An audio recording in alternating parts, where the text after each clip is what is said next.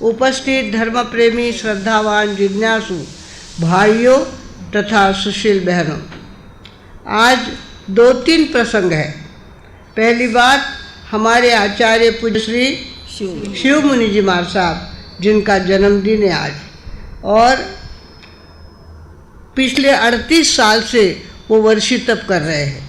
हम 1 साल का वर्षी तप करते हैं तो सोचते हैं पारना का दिन कब आएगा, पारने का दिन कब होगा, कब हम मुक्त हो जाएंगे, ऐसा लगता है। और हमारे शिव मुनि जी महाराज साहब ने 38 साल हुए हैं वो वर्षी तप कर रहे हैं, साथ में उनके चेले भी वर्षी तप कर रहे हैं। उसके साथ उन्होंने अपनी ज़िंदगी में आचार्य पद को स्वीकारा है, और आचार्य पद को स्वीकारने में बहुत जिम्मेवारी आ जाती है। पूरी जिम्मेवारी वे पार करते हुए भी सतत ध्यान की साधना कर रहे हैं। उनको आर पार दिखने लग गया है, आर पार उनकी बातें ध्यान में आने लग गई है। ऐसी कठोर साधना उन्होंने अपने ज़िंदगी में चालू की है। ऐसे आचार्य श्री जी को हम वंदन करेंगे। महाराष्ट्र से वंदन स्वीकार गुरुदेव, आचार्य महादेव, जन्मदिन शुभ है आज, शिव गुरुवर का महाराष्ट्र से वंदन स्वीकार गुरुदेव, आचार्य गुरुदेव, जन्मदिन शुभ है आज, शिव गुरुवर का। बड़े पुण्यवान ज्ञानवान, थोड़ी छोटी आवाज कर रही, आवाज मस्त है मार। बड़े गुणवान ज्ञानवान, लक्ष्य ध्यान का, लक्ष्य ध्यान का, बड़ा गौरव अपार, श्री संघ का। महाराष्ट्र से वंदन स्वीकार गुरुदेव, आचार्य गुरुदेव, जो शुभ जन्म दिवस, शिव गुरुवर का। भरे यौवन में अशिव्रत को धार लिया, भरे यौवन में अशिव्रत को धार लिया, मन की कमजोरियों को इनकार किया, मन की कमजोरियों को इनकार किया।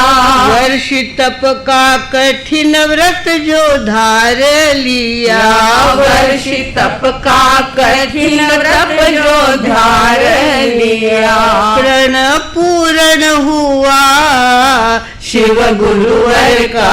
महाराष्ट्र से वंदन स्वीकार गुरुदेव, आचार्य महादेव, जन्मदिन शुभ है आज, शिव गुरुवर का। बीता बचपन अमीरी में सब जानते, बीता बचपन में अमीरी में सब जानते, ऊंची कर ली पढ़ाई भी सब मानते, ऊंची करनी पढ़ाई भी सब मानते, गौरवर्ण भी पाया बड़ी शान से, गौरवर्ण भी पाया बड़ी शान से। आत्म ध्यान बढ़ा शिव गुरुवर का। महाराष्ट्र से वंदन स्वीकार गुरुदेव, आचार्य महादेव, जन्म देवा, शिव गुरुवर का। श्रमण संघीय चौथे आचार्य महान, श्रमण संघीय आचार्य महान, ज्ञान में ध्यान में तप में फूकी है जान, ज्ञान में ध्यान में तप में फूकी है जान, कड़ी मेहनत मनोबल का है श्रेष्ठ स्थान, कड़ी मेहनत मनोबल का श्रेष्ठ स्थान, रहे नाम अमर शिव गुरुवर का। महाराष्ट्र से वंदन स्वीकार गुरुदेव, आचार्य महादेव, जन्मदिन शुभ है आज शिव गुरुवर का। बड़े गुणवान ज्ञानवान लक्ष्य ध्यान का, लक्ष्य ध्यान का बड़ा गौरव अपार शिव गुरुवर का। महाराष्ट्र से वंदन स्वीकार गुरुदेव, आचार्य महादेव जन्मदिन शुभ है आज शिव गुरुवर का। ये दूसरी बात हो गई। अब तीसरी बात, गणेश हम लोग उसकी पूजा नहीं करते, अपने घर में स्थापना नहीं करते, किंतु गण का बड़ा महत्व होता है। गण का ईश यानी समूह का ईश, जो अपने परिवार का प्रमुख है वो गणेश है, जो संघ का प्रमुख है वो गणेश है। गण का ईश जो है, गण का ईश कैसा होना चाहिए, इसका चिंतन गणेश चतुर्थी के निमित्त से हमें करना चाहिए। तो गांव का जो प्रमुख होता है, सरपंच होता है, वो भी गणेश होता है, आमदार भी गणेश होता है, खासदार भी गणेश होता है, और खास मुख्यमंत्री, आज मुख्यमंत्री का भी हमारे प्रमुख प्रधानमंत्री का भी आज 73वां जन्म दिवस है, और वे जैन धर्म को बहुत मानते हैं। अभी भी उन्होंने मोबाइल पे खमत कामना कर ली है, आपकी तपस्या रंग लाए, आपकी तपस्या को आपको बल मिले, इस तरह से भावना भाते हुए सबसे खमत कामना उन्होंने की है। वे जैन धर्म को बहुत ज़्यादा सम्मान देते हैं। आज उनका भी जन्मदिन है। तो भगवानों जो प्रधानमंत्री होता है वे भी कौन होता है, गणेश होता है। और गणेश को सबसे पहली बात, हमारे गणेश शाकाहारी होते हैं। कभी सुना आपने कि गणेश के सामने नॉनवेज का प्रसाद रखा? नहीं, मोदक रखते हैं। मोदक का मतलब होता है शाकाहार, और उनका पेट बड़ा हुआ है तो कहते हैं मोदक खा के पेट बड़ा बना है। ऐसी बात नहीं, बातों को पचा करके पेट को उन्होंने बड़ा किया है। गणेश जो होता है उसका पेट बड़ा होना चाहिए। जो गण का समूह है, अपने परिवार के सभी प्रमुख यहाँ पे बैठे हैं, और सब गांव के प्रमुख यहाँ पे बैठे हुए हैं। हमारे यहाँ पे स्थानक वासियों के 36 संघ है। कितने? 36 संघ है, और सब वे अपने आप में गणेश है। गण का ईश जो होता है उसको अपना पेट बड़ा रखना पड़ता है। इधर से बात सुनी और उधर कह दी तो घर में तो क्लेश को बुलावा देना ही नहीं पड़ेगा। जो गणेश होता है, गण का ईश होता है, वो कैसा होता है, मजबूत होता है, अपना पेट बड़ा रखता है, सारी बातें सुन लेता है, और उसमें जो सार है वो ग्रहण करके जब मौका आता है उतनी बात बोल करके घर को सुधार लेता है, घर को संभाल लेता है। वो गणेश होता है। गणेश की आंखें छोटी होती है, मतलब वो सूक्ष्म दृष्टा होना चाहिए। मेरी बेटी कहाँ जा रही है, मेरी पोती कहाँ जा रही है, मेरा बेटा कहाँ जा रहा है, उसके किताब में कौन सी चिट्ठियाँ पड़ी हुई है, क्या वो काम कर रही है, किससे बात कर रही है। आज ये सारी बातें गण के ईश को ध्यान में रखना चाहिए। गणेश का काम होता है वो अपनी दृष्टि सूक्ष्म रखे, बताए कि मुझे कुछ भी पता नहीं है और सब कुछ उसको पता होता है। इस तरह से वो क्या करता है, अपनी दृष्टि सूक्ष्म रखता है, अपने बच्चों को बिगड़ने नहीं देता, अपने बच्चों को गलत स्थान पे जाने नहीं देता। नहीं तो गणेश नाम तो गणेश धराया, और चाहे जैसे बच्चे चाहे जैसे ही खी कर रहे हैं, नहीं, ऐसा नहीं चलता। जो गण का गणेश है उसको घर संभालना ही होता है, और घर में अपनी दृष्टि सूक्ष्म रखनी ही होती है। इसी तरह से गणेश की सूंड बहुत लंबी होती है, मतलब नाक कैसा चाहिए, वातावरण को सूंघने वाला नाक चाहिए, वातावरण को सूंघने वाला नाक चाहिए। हमारे अरुण प्रभा जी मार साहब घर में पैर रखते ही उनके ध्यान में आ जाता है आज इनके चौके में क्या रसोई है, क्या खुशबू आ रही है, कौन सी सुगंध आ रही है, उनके ध्यान में आ जाता है। हाथी को भी इसी तरह से वो जंगल में जाता है और अपनी सूंड घुमाता है, उसको ध्यान में आ जाता है शेर कहाँ बैठा हुआ है। शेर इतनी ताकत वाला है वो उसके शरीर पे चढ़ जाता है और उसके शरीर के मांस को हाथी को खाने लगता है। कौन? शेर। इसके लिए हाथी क्या करता है? चारों तरफ अपनी सूंड हिलाता है और कहाँ शेर बैठा हुआ है ये ध्यान में रखकर उसके विपरीत दिशा में वो चलने लगता है। भगवानों, इसी तरह से हमें चाहिए अपनी नाक हम ऐसी तेज रखें कि हमको पता होना चाहिए हमारे घर में क्या क्या बातें सीज रही है, क्या क्या बातें पक रही है, कौन कौन सी बातें पक रही है, देरानी जेठानी में क्या हो रहा है, भाई भाई में क्या हो रहा है, ये सारी बातें सूंघ कर उसको ध्यान में लेनी चाहिए। भगवानों, इस तरह से गणेश की अपनी एक विशेषता होती है और ख़ास तौर पर गणेश का वो क्या कान बड़े होते नहीं, चूहा क्या है उसका? वाहन। तो वाहन उसका क्या दिया? इतना बड़ा गणेश और चूहा वाहन, ये कोई बात सोचती है क्या? किंतु वो प्रतीक है। ऐसा प्रतीक ये है कि चूहा घर के चौके में भी एक एक डब्बे में घूम के आता है, एक एक खाने में घूम के आता है। चारों तरफ चूहे का प्रवेश चारों तरफ होता है। इस तरह से गणेश का भी हथियार कौन सा है? चूहा है। ऐसे हमारा भी हथियार चूहे जैसा होना चाहिए, हमारी बुद्धि चूहे जैसी होनी चाहिए। हर कोने में, हर स्थान पे क्या क्या वस्तु पड़ी है, कहाँ सड़ रही है, क्या गलत हो रही है, ये सारी बातों का ध्यान गणेश को रखना चाहिए। भगवानों, इस तरह से गणेश के कान बड़े होते हैं। गणेश के कान बड़े होते हैं मतलब वो सबकी सुनता है और मन की करता है, सबकी सुन के लेता है। सुनियो कि लगे टाटना उठने नहीं करे, उन्हें समझ ले बात ने, ध्यान में लेता है बात, सबकी सुनता है और जो योग्य लगता है वही वो करता है। ऐसे गणेश के अपने विशेष, हम क्या करते हैं, गणेश यानी कोई भगवान है वो नीचे उतर के आया है और उसकी हम पूजा कर रहे हैं, ऐसा नहीं होता। क्यों?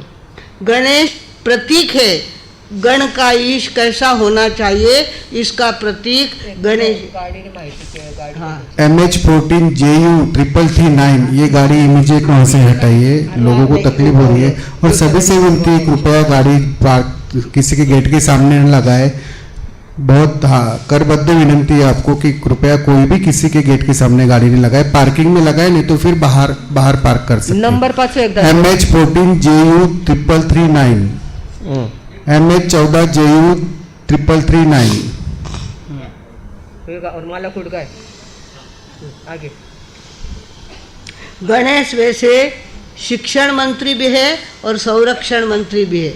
शिक्षण मंत्री मतलब घर के बच्चों की पढ़ाई कराना गणेश के हाथ में होता है। गणेश अगर चाहे तो घर के बच्चों को पढ़ा लिखा करके तैयार करता है और उसके साथ संरक्षण भी देता है। चारों तरफ से सुरक्षा भी देने का काम गणेश करता है। भगवानों, ऐसे सद्गुण अगर हर गणेश के अंदर आ जाए, जो घर का मुखिया है, गांव का मुखिया है, समाज का मुखिया है, देश का मुखिया है, ऐसे सारे गणेश अगर अपने जीवन में अपनी स्थिति को सुधारने का काम करे, अपनी इंद्रियों का सही उपयोग करे, तो बात यह है हमारी अवस्था 4 प्रकार की होती है। एक तो सुषुप्ति अवस्था होती है, कुछ लोग सोते ही पड़े रहते हैं, उनको कुछ लेना और देना, इस तरह से पड़े रहते हैं, बड़े है तो कई काम है नहीं तो सुता रहे, इस तरह से सोए रहना, ये सुषुप्ति की अवस्था है।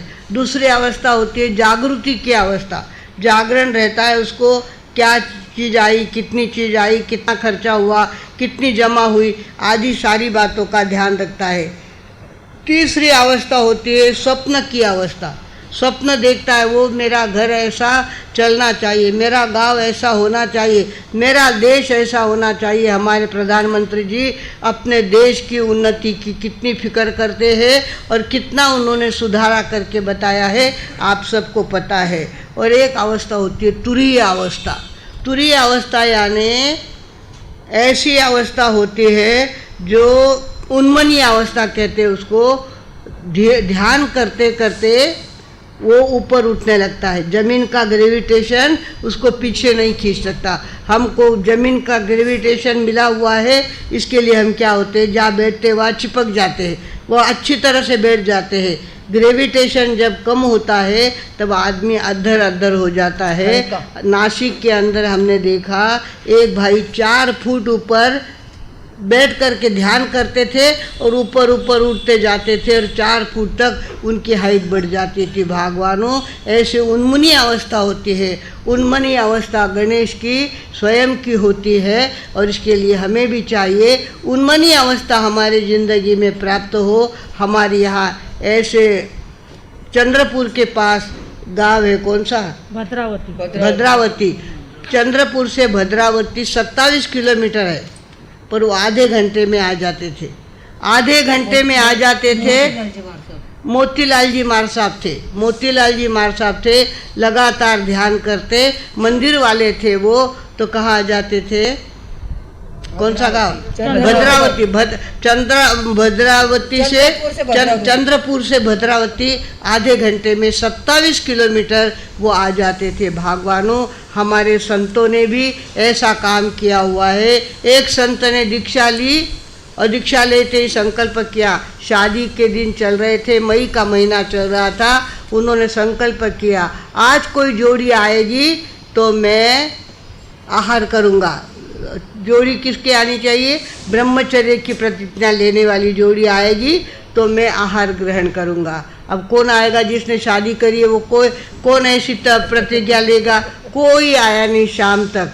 और दूसरे दिन उन्होंने अपने गुरुदेव को कह दिया, गुरुदेव आज से मेरा अनाज बंद, अब मैं खाली छाछ की आँच लूँगा, छाछ की आँच लूँगा और कुछ लेने वाला नहीं हूँ। छाछ की आँच लेते थे। ऊपर का पानी, छाछ की आँच यानी ऊपर का पानी। हाँ, छाछ की आँच यानी ऊपर का पानी। छाछ के ऊपर का पानी लूँगा, बाकी मैं कुछ लेने वाला नहीं हूँ। ऐसे उनकी साधना में कितने वर्ष बीत गए और उनकी स्थिति ऐसी हो गई कि वो चलते थे तो उनके पैर जमीन पे नहीं टिकते थे, अधर अधर चलते थे। एक सेठ जी कहीं दूसरे गांव में जा रहे थे। उन्होंने सामने मार साहब को देखा, वे किसी घर में जा रहे हैं और वापस अगले गांव में वे पहुँचे 10 कोस तो देखा वहाँ मार साहब वहाँ पे है। बोले मार साहब आप कैसे आ गए? मैं तो 2 घोड़े के टांगे में यहाँ पे आया हूँ, तब यहाँ पहुँचा हूँ। आप कैसे पहुँच गए यहाँ पे? तो कहा पता नहीं, मेरे ज़मीन पे पैर ही नहीं टिकते, ज़मीन पे पैर नहीं टिकते, अधर अधर चलते हैं और मैं कैसे यहाँ पहुँच जाता हूँ। एक घर से गोचरेली के दूसरे गांव में पहुँच जाते थे वो। इस तरह से तपस्या की अपनी एक ताकत होती है। छाछ की आँच पर वो रहते थे और इस तरह से बहुत लंबी कहानी है वो। तो बात ये है, गणेश कैसा होना चाहिए? उसकी दृष्टि सूक्ष्म होनी चाहिए, उसकी नाक सुगंध लेने वाली होनी चाहिए, उसके कान सबकी बातों को पचाने वाले होने चाहिए और उसका पेट शाकाहारी होना चाहिए। गणेश हमेशा शाकाहारी होता है। हमें भी शाकाहार, अपने को तो बाय बर्थ नवकार और शाकाहार मिला है, पर जिनको नहीं मिला है उनके लिए ये गणेश का उपदेश है।